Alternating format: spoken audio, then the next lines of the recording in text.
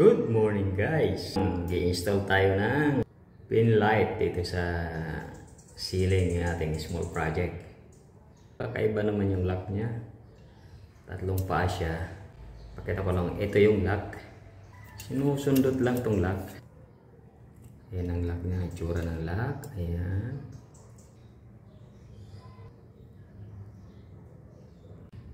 Ayan ang lock. Yan ang positioning niyan. Ito naman ang butas niya.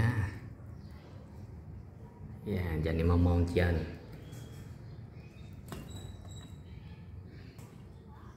So ayan. Ito ay tinutulak lang to galing sa loob. Ayan, tinanggal ko ulit. Yan ang kanyang itsura. Hindi sila pantay ng haba. Ayan. Nakakarve yung isa. Yung isa naman bended sa gitna.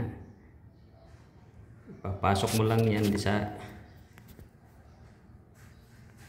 pinakamababang butas kapag maninipis. Ayun, tatlong butas yan. Ayan, tatlong butas. Nasa gitna ko yung ipapasok dahil manipis lang yung Gibson. Pasok mo lang siya dyan, galing sa loob.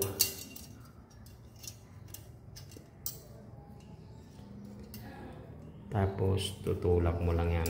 Galing sa loob. Yan, tutulak mo lang. Tingin mabuti. Actual to. Yan, nakahook na siya. Pupush mo lang yan. Sa loob mo na yan lalak. Yan. Pag pinul mo yung tulak lalabas ng lalabas ng mahaba yan yung mag-a-anchor sa ceiling mo. So habang hindi pa yan naka-position sa nakaluwag mo na yan. So iubang na natin dun sa butas. So yan mo ng isa kasi isa-isa naman yan. I-shoot mo sa butas. Ayun. Pag tsaka mo na lang itulak. Yun. Tsaka mo na itulak para mag-engage dun sa kisame mo. Ganun din yung kabila. Repeat process lang.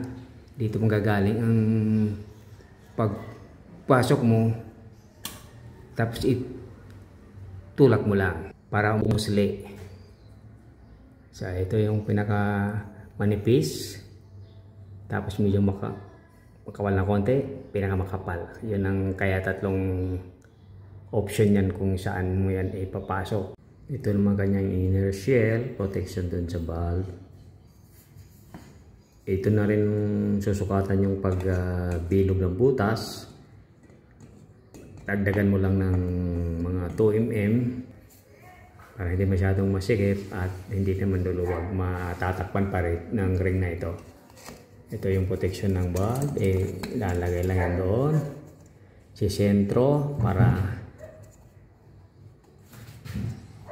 shell ng valve. So ganon, i-align lang yan, tutulak din, tsaka na yan, may takip pa yan dito na glass kapag nilalagay yun kapag mayroon ng valve sa loob. So salamat, sana makakuha ako ng like, sirap sa mga pala ito. 4 yan, nakamount na yung iba.